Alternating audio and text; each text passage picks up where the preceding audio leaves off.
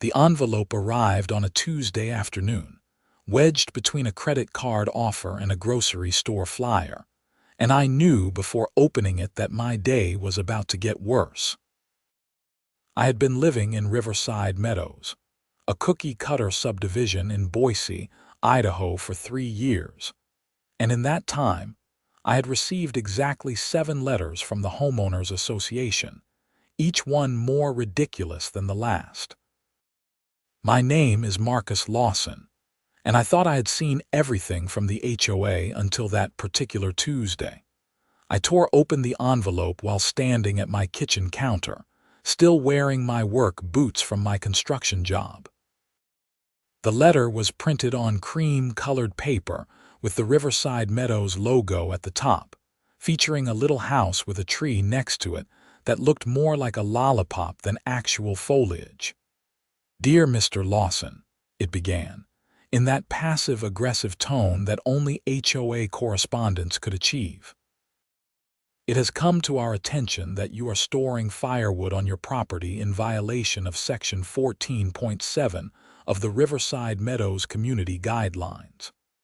Your firewood pile, currently stacked against the side of your garage, is visible from the street and does not meet our aesthetic standards. You have been fined $250. Additionally, you must remedy this situation within 14 days or face additional fines of $100 per day." I read the letter 3 times, feeling my blood pressure rise with each pass. The firewood in question was a perfectly reasonable stack of split oak that I had purchased for my fireplace. It was neatly arranged, not scattered, and it was on my own property. I walked outside and stared at the woodpile as if seeing it for the first time. It sat beside my detached garage, a modest stack maybe 4 feet high and 6 feet long. Yes, you could see it from the street if you really looked, but it was not an eyesore by any stretch of the imagination. I grabbed my phone and pulled up the community guidelines that I had bookmarked after the 3rd HOA letter about my grass being a 1/4 inch too long. Section 14.7 stated, "Firewood storage must be screened from street view and maintained in a neat, orderly fashion that does not detract from neighborhood aesthetics." The part that made my jaw clench was that I had seen at least 4 other houses with visible firewood, including one just 2 streets over that had logs scattered across their front yard like pickup sticks. But somehow, mine was the problem. I knew who was behind this. Patricia Harmon, the HOA president, lived directly across the street from me. She was a 52-year-old woman with blonde hair that she kept in a bob that never moved, even on windy days. She wore pastel cardigans year-round, and had made it her life's mission to enforce every single rule in the community guidelines with the enthusiasm of a medieval inquisitor. Our relationship had soured 6 months earlier, when I had politely asked her to keep her miniature poodle, Precious, from using my lawn as a bathroom.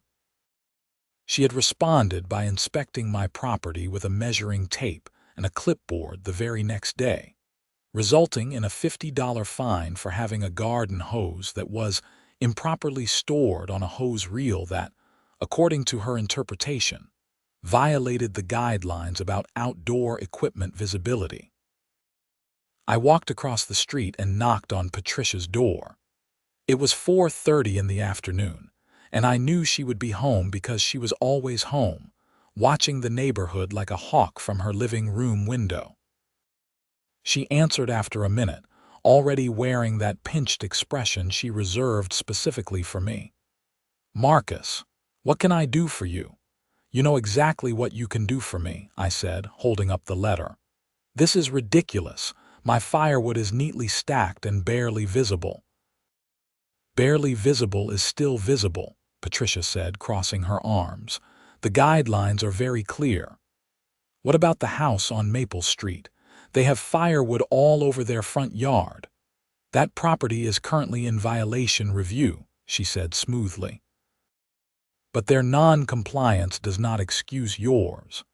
This is harassment, Patricia. You live across the street from me and watch my house constantly." Her face flushed slightly. "I take my responsibilities as HOA president seriously. If you have a problem with the fine, you can appeal it at the next board meeting. That is in 3 weeks. 3 weeks. The letter says I have 14 days to fix this or get fined more. Then I suggest you move your firewood," she said, and closed the door in my face. I stood on her porch for a moment, breathing slowly through my nose. Getting arrested for punching an HOA president would definitely not help my situation. I walked back to my house and did what any reasonable person in 2025 would do. I started researching. That night, after a dinner of leftover pizza that I ate while scrolling through my laptop, I discovered something interesting. The community guidelines had a section about architectural improvements and modifications. It stated that homeowners could construct tasteful storage solutions, decorative elements, and landscape features, as long as they submitted plans for approval, and the structures met certain specifications regarding materials, height, and setback from property lines. An idea began forming. If Patricia wanted my firewood out of sight, I would put it out of sight, but not in the way she expected. I was going to build a firewood storage rack that was so impressive, so architecturally beautiful, that it would become a feature rather than an eyesore. And I was going to do it completely within the guidelines, following every single rule to the letter. I spent the next 2 days sketching designs and researching. I looked at architectural magazines, woodworking forums, and high-end home design websites.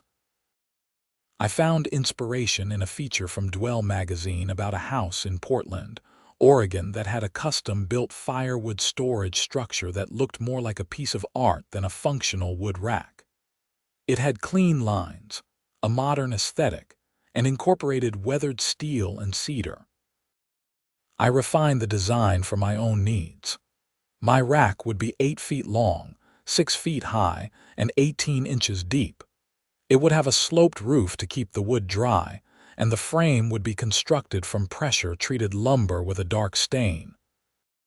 The sides would be made from horizontal slats of cedar, spaced to allow air circulation, and the back would be solid wood painted a deep charcoal gray that would complement my house's siding. The entire structure would sit on a gravel base for drainage and stability. Most importantly, while the rack would partially screen the firewood from the street, it would be positioned to be a deliberate design element, not hidden away. It would be beautiful enough that no reasonable person could call it an eyesore. On Thursday evening, I put together my application for the HOA. The guidelines required detailed plans including dimensions, materials, colors, and proposed location. I created CAD drawings using software I had learned in my construction work. I included photographs of the area where I planned to build the rack.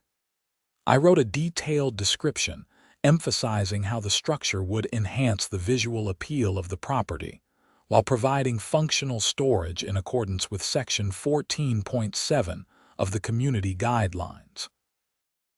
I submitted the application through the HOA's online portal on Friday morning, and the automated response said I would receive a decision within 10 business days. That meant I had just enough time before my original 14-day deadline expired. I did not hear anything for a week. I checked the portal daily, refreshing the page multiple times like a teenager waiting for a text back. Meanwhile, the $250 fine sat unpaid in my account. I was not going to pay it until this situation was resolved. On day 8, I received an email notification that my application had been reviewed. I opened it immediately. Application denied. Reason: proposed structure does not conform to neighborhood aesthetic standards and represents an excessive modification for a simple storage need. Alternative solution recommended. Store firewood in garage or construct simple screening consistent with existing fence materials. I read it twice, then a third time. They had rejected it. Patricia had rejected it. The decision was signed by her as HOA president, along with 2 board members I had never met, Donald Krebs and Susan Yamamoto. My 14-day deadline was now in 6 days. I called an emergency meeting with the HOA board using the procedure outlined in the community bylaws.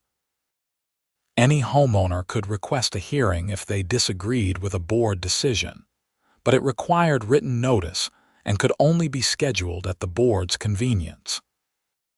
Patricia's assistant, a mousy woman named Jennifer who I suspected was just as bullied by Patricia as everyone else, called me back within an hour. The board can meet with you on Tuesday evening at 7 at the community center. That is after my deadline, I said. The board meeting schedule is not flexible, Jennifer said apologetically. I am sorry. Can I at least get an extension on the deadline while this is under review? There was a pause. I will ask Mrs. Harmon. She called back 10 minutes later. Mrs. Harmon says that deadlines cannot be extended for applications that have already been denied. The original timeline stands. Of course it did. I spent the weekend consulting with a real estate attorney named Michelle Rodriguez who specialized in HOA disputes. Her office was in downtown Boise, in a modern building with floor-to-ceiling windows overlooking the Boise River. So they are denying you the right to build a structure that complies with their own guidelines? Michelle asked, reviewing the documents I had brought.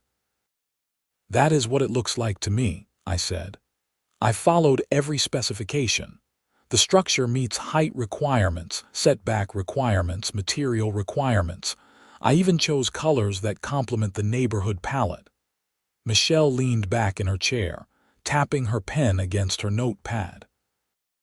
The problem is that they have discretion over what constitutes neighborhood aesthetic standards. That is intentionally vague language that gives them a lot of power. So they can just reject anything they want. Technically, yes. But if there is a pattern of arbitrary or discriminatory enforcement, you might have grounds for a lawsuit. Have they approved similar structures for other homeowners? I do not know, I admitted. We need to find out. I recommend you file a formal records request. HOAs are required to maintain records of all applications and decisions. If they have approved similar projects but are denying yours, especially if there is evidence of personal bias, you would have a stronger case. How long would a lawsuit take? Months. Maybe over a year if they fight it. And it would be expensive. I left her office feeling deflated but more informed. I filed the records request that afternoon, knowing that the HOA had 30 days to respond under Idaho law. That night, I lay in bed staring at the ceiling, thinking about my options. I could move the firewood into my garage, but it was already full of tools, my motorcycle, and storage boxes.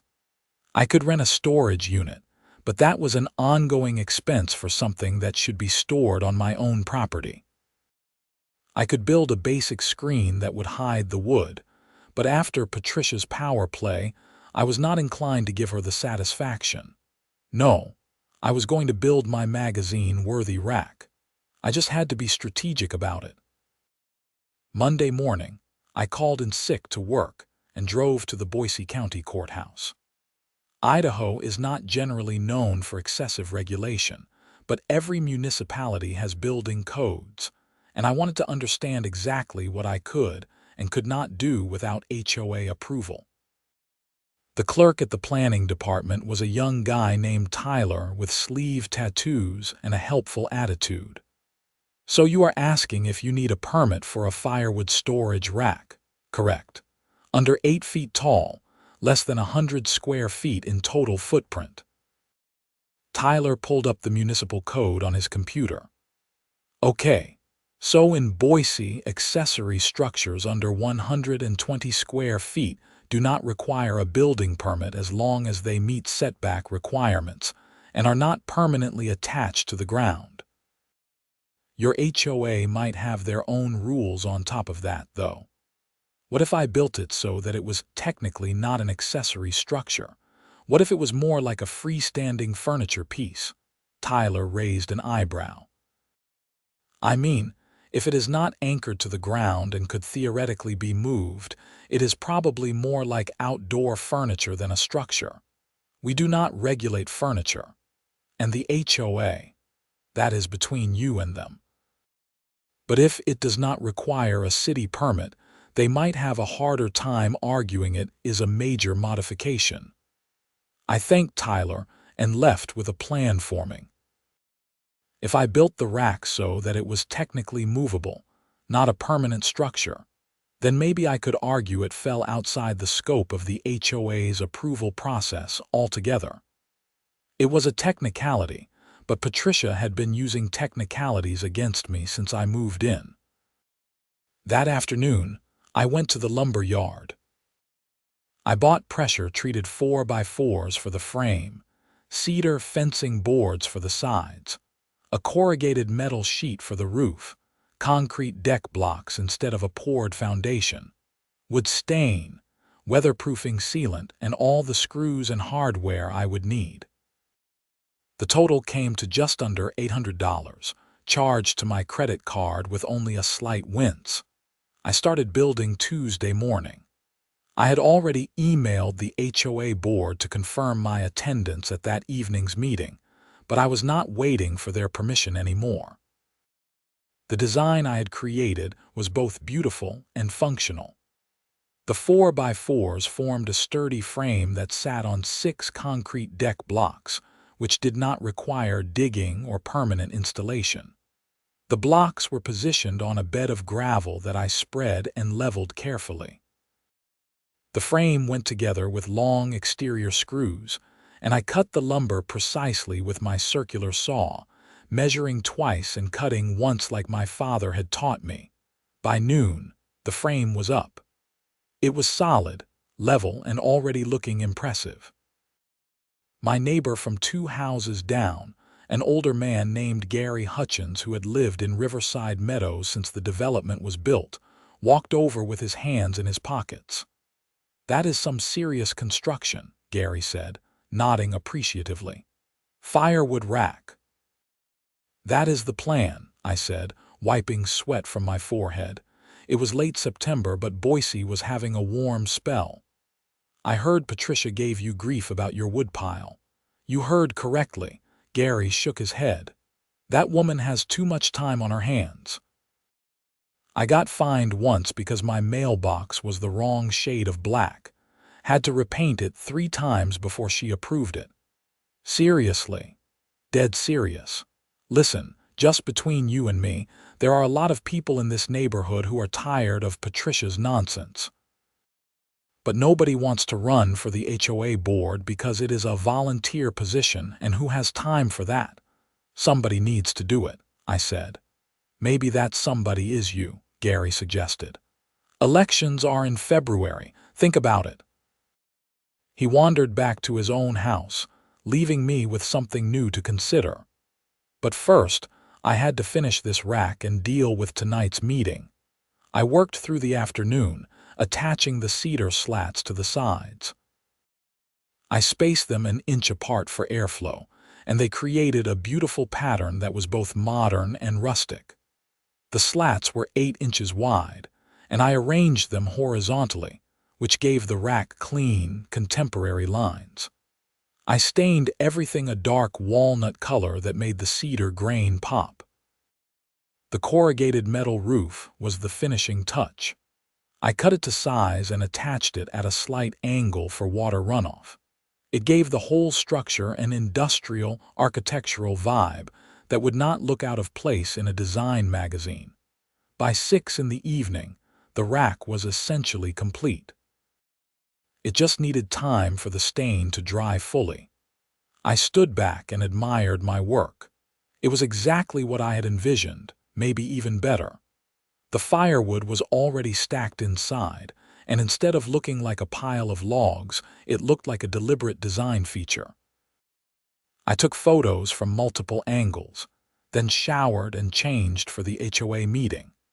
The Riverside Meadows Community Center was a bland single-story building near the neighborhood entrance, with beige siding and a small parking lot.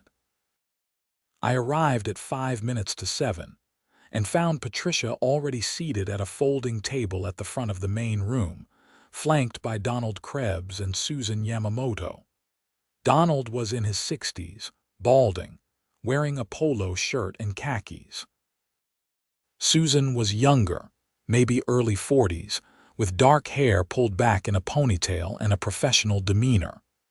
3 other homeowners were scattered in the plastic chairs that had been set up, apparently there for other agenda items. Patricia's expression when she saw me was carefully neutral, but I caught the flicker of annoyance in her eyes. "Mr. Lawson, thank you for coming. We will hear your appeal after we address the other business on tonight's agenda." I sat down and waited while the board discussed a request to repaint a house approved, but only in one of 3 pre-approved colors. A complaint about a barking dog, referred to the owner with a warning, and a discussion about repaving the community center parking lot, tabled for budget review. Finally, Patricia turned her attention to me. "Mr. Lawson, you requested this hearing to appeal our denial of your application to construct a firewood storage structure. You have 5 minutes to present your case." I stood and walked to the front, pulling out my tablet where I had prepared a presentation. "Thank you for seeing me. As you know, I received a violation notice about my firewood storage. I attempted to address this by designing a storage solution that would comply with all community guidelines while also enhancing the visual appeal of my property. My application was denied with minimal explanation.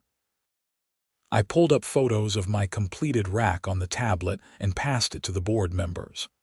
Despite the denial, I have constructed the rack as designed.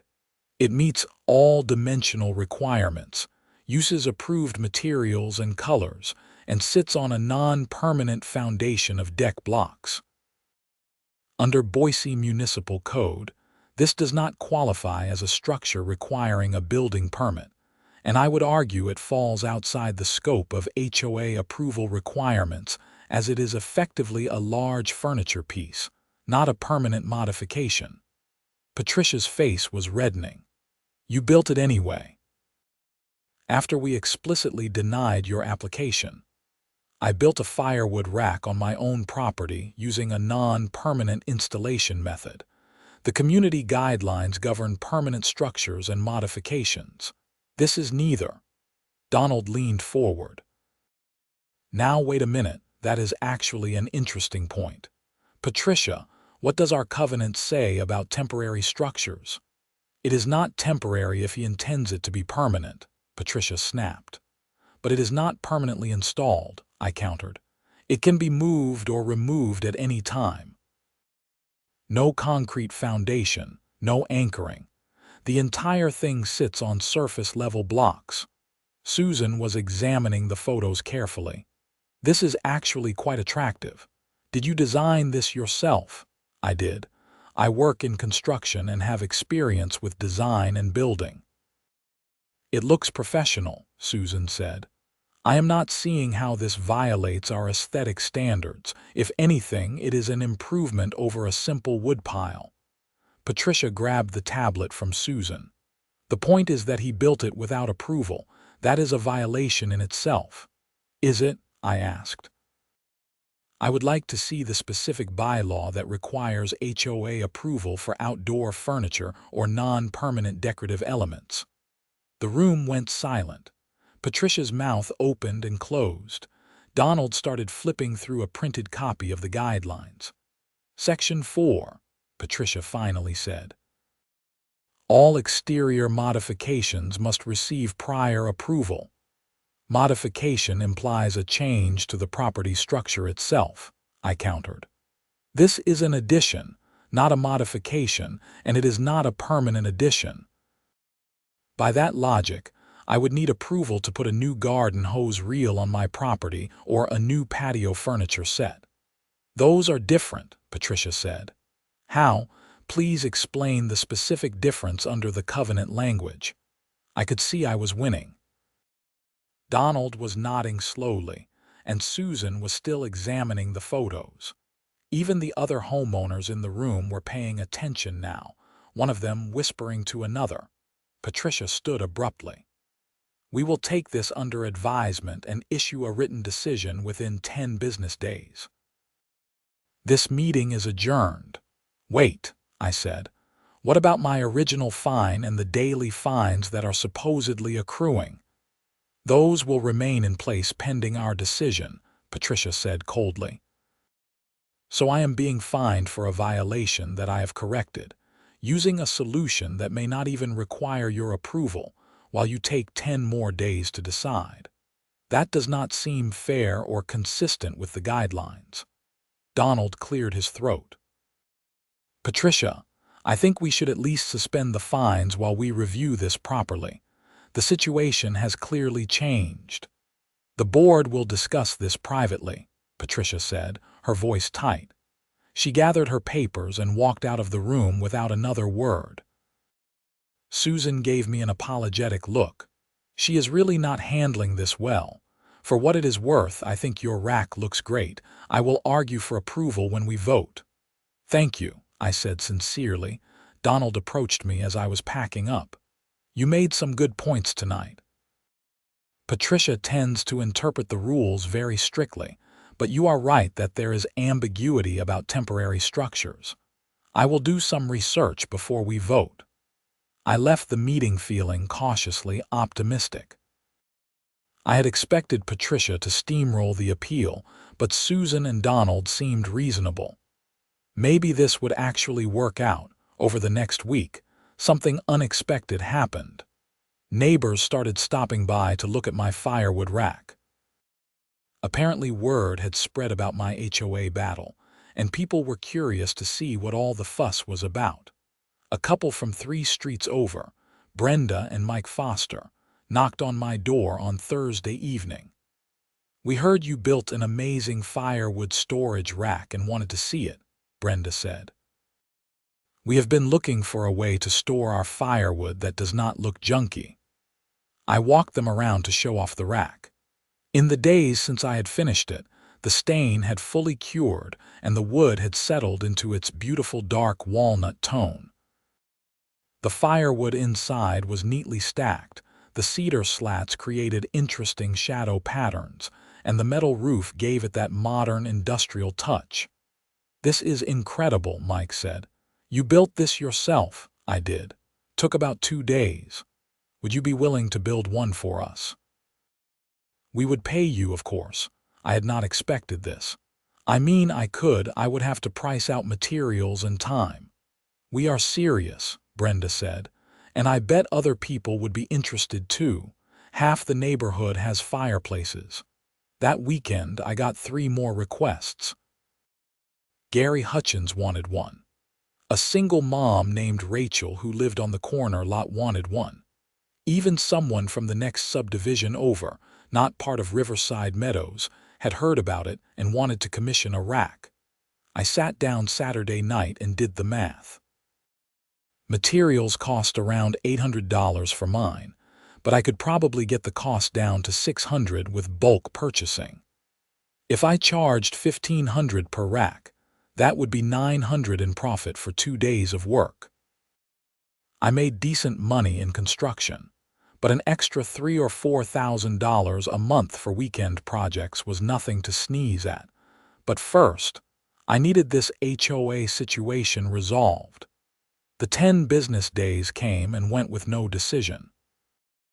On day 12, I sent a formal email to the HOA board requesting a status update. Jennifer, Patricia's assistant, responded that the board was still in deliberation and would issue a decision shortly. On day 15, I sent another email. No response. On day 18, I received a letter in the mail. Not an email, but a physical letter, printed on that same cream-colored paper with the ridiculous lollipop tree logo. Dear Mr. Lawson, after careful review and deliberation, the Riverside Meadows HOA board has determined that your firewood storage structure constitutes an unauthorized permanent modification and must be removed within 30 days. Your original fine of $250 stands, and you have additionally accrued $800 in daily fines for non-compliance during the review period. Total amount due, $1,050. Failure to remit payment within 30 days will result in a lien being placed on your property. I read the letter 3 times, my hands shaking with anger.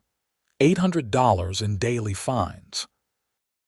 That meant they had charged me $100 per day for 8 days, even though I had corrected the violation and the rack had been under review. And now they wanted me to tear down a structure that had cost me $800 to build and had taken 2 full days of work. This was war. I called Michelle Rodriguez, my attorney, first thing Monday morning. They are trying to extort me, I told her. $1,000 in fines and they want me to destroy the rack. Forward me the letter, Michelle said. I heard typing in the background. Did you ever get a response to your records request? No, and it has been over 20 days. That is a violation of Idaho public records law. HOAs are required to respond within 10 business days and provide the records within 30 days, unless there is a valid reason for delay. We can add that to the complaint. What complaint? The one we are going to file. Marcus, this has gone beyond a simple HOA dispute. They are not following their own procedures. They are selectively enforcing rules and they are potentially violating state law. I think we have grounds for a lawsuit. My stomach dropped. How much is this going to cost me? I can work on contingency if we file a claim that includes damages. If we win, you would get your attorney fees paid by the HOA plus damages for the harassment and improper fines. You would owe me a percentage of any award but nothing upfront. And if we lose, we would still try to get your fees covered, but you might be on the hook for their legal costs. It is a risk. But Marcus, I think we can win this. And honestly, someone needs to stand up to HOAs that act like tyrants. I thought about Gary's comment about running for the board. I thought about Patricia's face when I had questioned her authority at the meeting. I thought about the other homeowners who had been bullied and fined for ridiculous reasons. Let us do it, I said. Michelle filed the lawsuit the following Monday in Ada County District Court. The complaint alleged selective enforcement of HOA rules, harassment, violation of Idaho public records law, breach of fiduciary duty by board members, and improper assessment of fines. We asked for damages, attorney fees, and an injunction preventing the HOA from enforcing the fine or requiring removal of the firewood rack. I also did something else. I filed paperwork to run for the HOA board in the February election, which was now just 4 months away. The lawsuit caused an immediate stir in the neighborhood. HOA lawsuits become part of the public record, and within a week, someone had posted about it on the Riverside Meadows Facebook page. The comments section exploded. About time someone stood up to Patricia, one person wrote.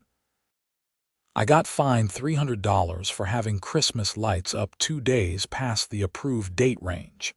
Another commented. The HOA budget is public record, and they spend $50,000 a year on legal fees and management. Where is that money going? Gary Hutchins shared a photo of his mailbox saga, complete with the 3 different shades of black paint he had been forced to buy. The post got over 100 reactions. Not everyone was on my side. Some people defended the HOA, saying rules were rules and that the neighborhood property values depended on consistent enforcement. But the tide was clearly turning against Patricia. 2 weeks after filing the lawsuit, I received a settlement offer. The HOA would drop all fines and allow the firewood rack to remain if I dropped the lawsuit and signed a non-disparagement agreement. "They are scared," Michelle said when I called her about it. "The non-disparagement clause is a red flag. They do not want you talking about this, which suggests they know they have done something wrong. What do you think I should do? That is up to you. You would get to keep your rack and avoid the fines, but you would not get compensation for your time and costs, and you would have to stay quiet about the whole thing." I thought about the other homeowners who had shared their stories. I thought about the pattern of abuse that would continue if nobody stopped it. "No deal," I said. "Let us keep going." The HOA rejected my counteroffer, which was to drop the lawsuit in exchange for dropping the fines, allowing the rack to remain, and issuing a formal apology acknowledging improper enforcement. Apparently, the apology was a step too far for Patricia. Discovery in the lawsuit was enlightening. Michelle subpoenaed HOA records going back 3 years, and what we found was damning. Patricia had issued over 200 violation notices in that time, more than double the combined total of the 5 previous years under the old HOA president. The majority of violations were for minor aesthetic issues: landscaping, paint colors, outdoor furniture, decorative elements. The average fine was $250, the same amount I had been hit with. But here is where it got interesting. Of those 200 violation notices, over 60% had been issued to homeowners who lived on Patricia's Street or within direct sight of her house. And when we cross-referenced the violations with property records, we found that 5 families had sold their homes and moved out within 6 months of receiving multiple HOA fines. Even more troubling, we found evidence that Patricia had hired her brother-in-law's company as the HOA's landscape maintenance contractor, at rates that were 30% higher than the previous contractor. The board meeting minutes showed that she had not disclosed the family relationship when proposing the change. "This is self-dealing," Michelle explained. "Board members have a fiduciary duty to act in the best interest of the HOA, not to enrich themselves or their families. This is potentially fraud." We filed an amended complaint adding allegations of self-dealing and conflicts of interest. We also sent the evidence to the Idaho Attorney General's office, which has jurisdiction over HOA complaints. Things escalated quickly after that. The Attorney General's office launched an investigation. Patricia hired her own attorney, separate from the HOA's lawyer. Donald Krebs resigned from the board, issuing a statement saying he had been unaware of certain financial arrangements and cannot in good conscience continue to serve. Susan Yamamoto stayed on the board but publicly stated that she had not known about Patricia's family connection to the landscape contractor and had voted for the change based on Patricia's assurance that it was the best value. A special election was called to fill board positions and vote on whether to remove Patricia as president. The election was scheduled for early December, 2 months before the regular annual election. I campaigned hard. I knocked on doors, attended neighborhood events, and talked to anyone who would listen. My message was simple. The HOA should serve homeowners, not bully them. Rules should be enforced fairly and transparently. Board members should be accountable. The firewood rack became a symbol of the campaign. People would walk by to look at it, take photos, and talk about their own HOA horror stories. I started offering tours of the construction if people were interested. explaining how I had designed it to comply with every guideline while still being beautiful and functional. I built 2 more racks for neighbors in November. Both commissions came from people who had been fined by Patricia in the past and wanted to make a statement. Both racks were visible from the street. Patricia sent violation notices to both homeowners. They each framed the letters and hung them in their garages like badges of honor. The December election was held on a Saturday morning at the community center. The turnout was unprecedented. Normally, HOA elections drew maybe 30 people out of the 218 homes in Riverside Meadows. This time, over 150 people showed up. Patricia looked pale and drawn. She gave a short speech defending her record, emphasizing that she had been trying to maintain property values and uphold the community standards that everyone had agreed to when they bought their homes. I gave my speech next.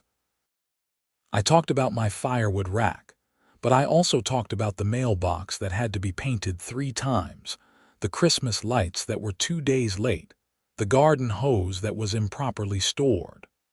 I talked about the landscape contract that had enriched Patricia's family at the HOA's expense. I talked about the 5 families who had moved away. We deserve better, I concluded. We deserve an HOA that serves us with fairness and common sense.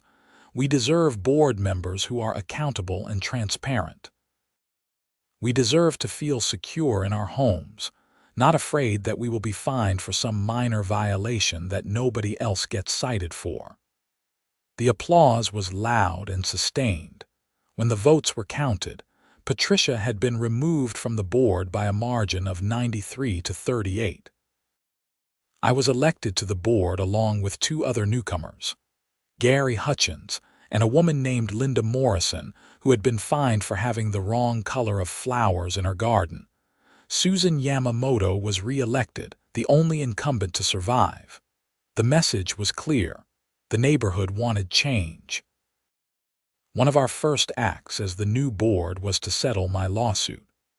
We agreed to rescind all fines, formally acknowledge that the firewood rack complied with community guidelines, reimburse my legal fees, and issue a public apology for improper enforcement. We also agreed to review and revise the community guidelines to make them clearer and less subject to arbitrary interpretation. The settlement was approved unanimously. Michelle Rodriguez sent me an invoice for her time with a note that said, "Glad to see justice done. That was a fun case." But we were not done yet. In January, the Attorney General's office concluded its investigation and issued a report. They found that Patricia had violated Idaho's HOA laws by failing to disclose her conflict of interest with the landscape contractor and by improperly using HOA funds for personal benefit. They referred the case to the Ada County Prosecutor's Office for potential criminal charges. I did not celebrate when I heard the news. Despite everything, I took no pleasure in the thought of Patricia facing criminal prosecution. But I also believed that there had to be consequences for abusing power, even petty power in a homeowners association.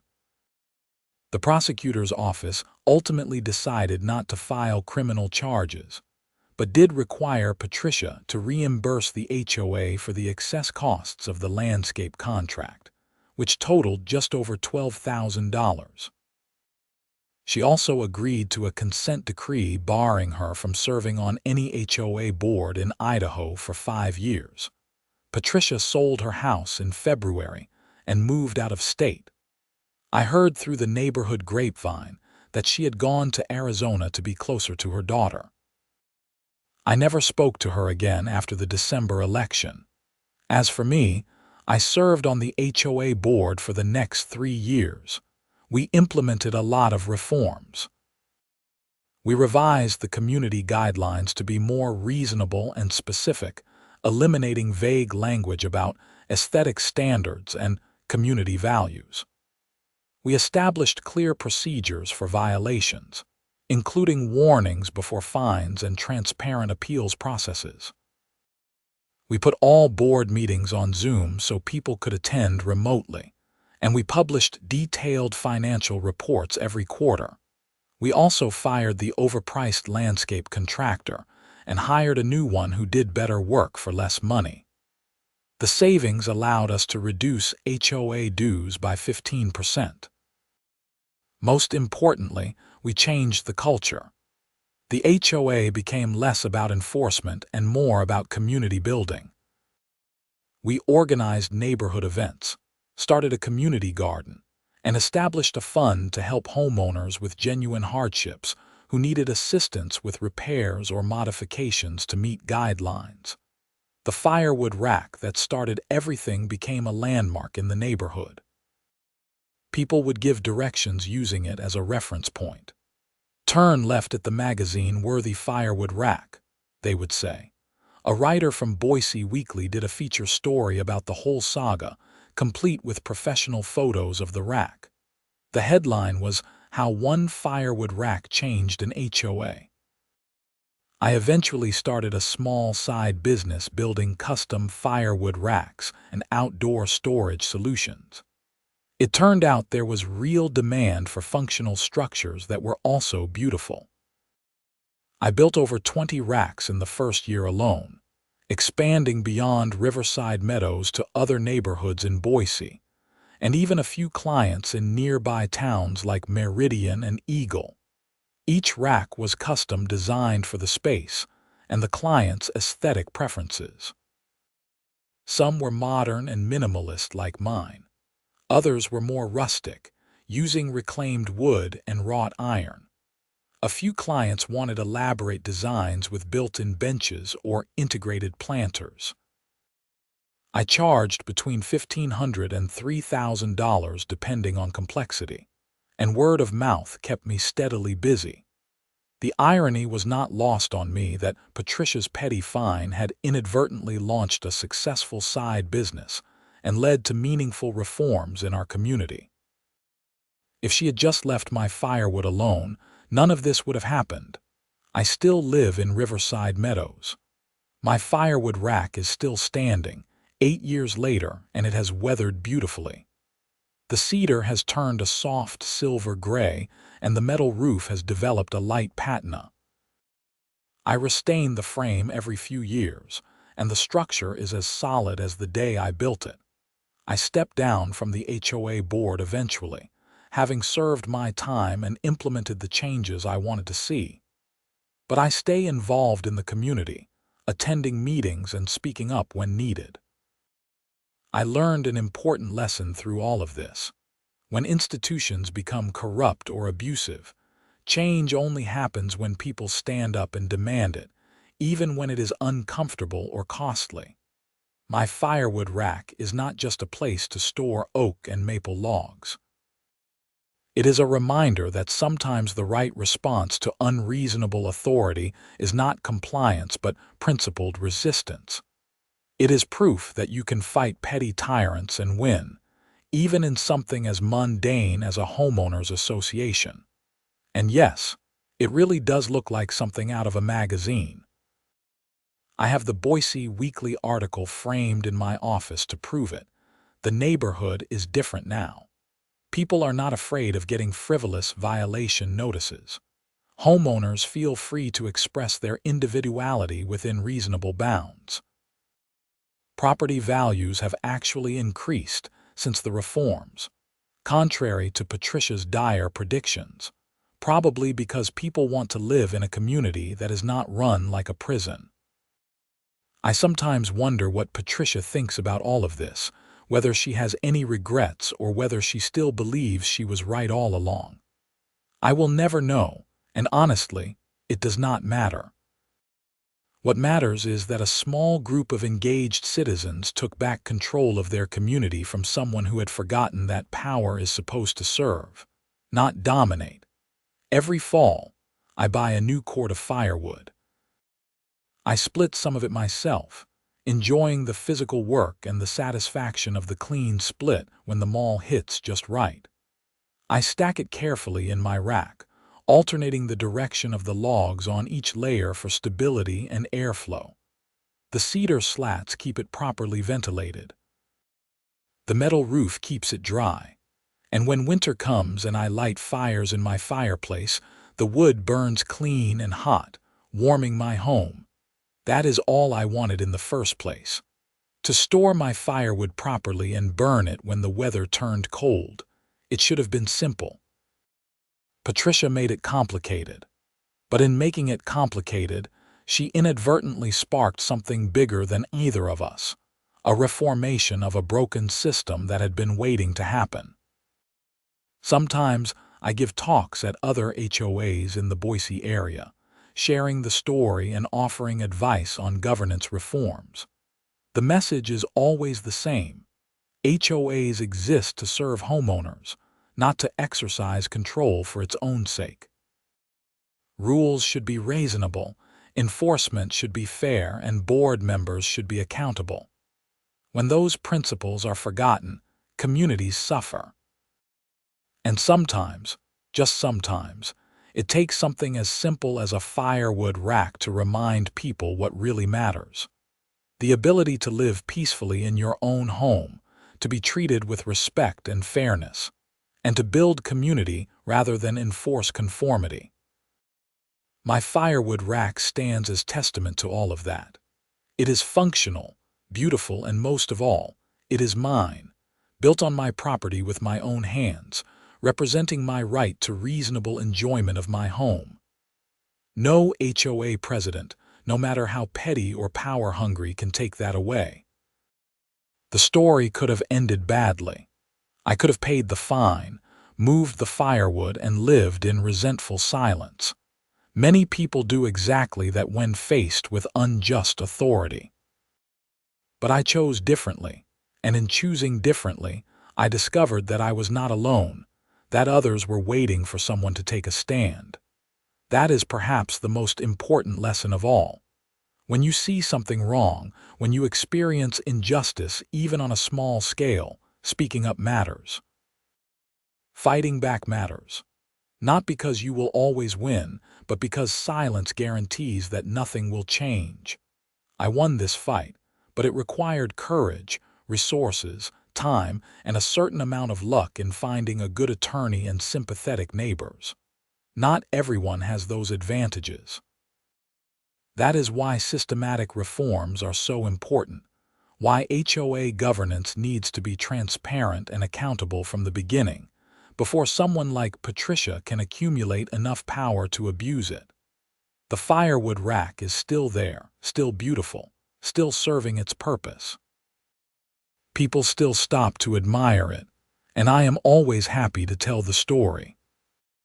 It reminds me that sometimes the most meaningful battles are fought not over great issues of state, but over the small freedoms and dignities of everyday life. The right to store firewood on your own property without harassment.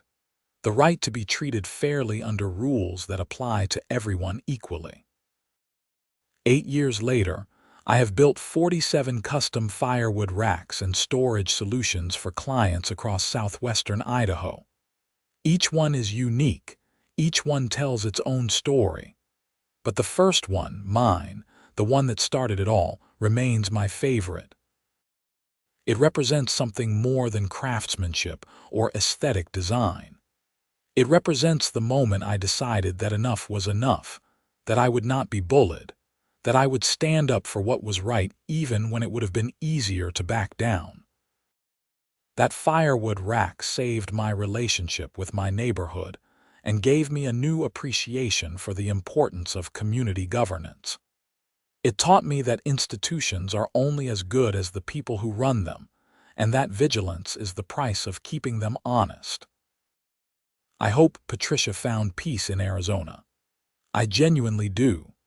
But I also hope she learned something from what happened, that she came to understand how her actions affected real people, how her interpretation of her role as HOA president caused real harm to families trying to live their lives. As for me, I learned that a firewood rack can be more than just a place to stack logs. It can be a statement, a catalyst, a symbol of resistance against arbitrary authority. Mine is all of those things, and every time I look at it, I feel a sense of pride and satisfaction that goes beyond its clean lines and weathered beauty. It is magazine-worthy, yes, but more importantly, it is freedom-worthy. It represents the right to be left alone, to enjoy your property, to be treated fairly, and to stand up when those rights are threatened. And that, in the end, is a structure worth building, whether you are talking about a firewood rack or a community where people can live with dignity, respect, and reasonable rules fairly enforced. The wood keeps burning, winter after winter, and the rack keeps standing, a permanent reminder of a temporary injustice that sparked lasting change.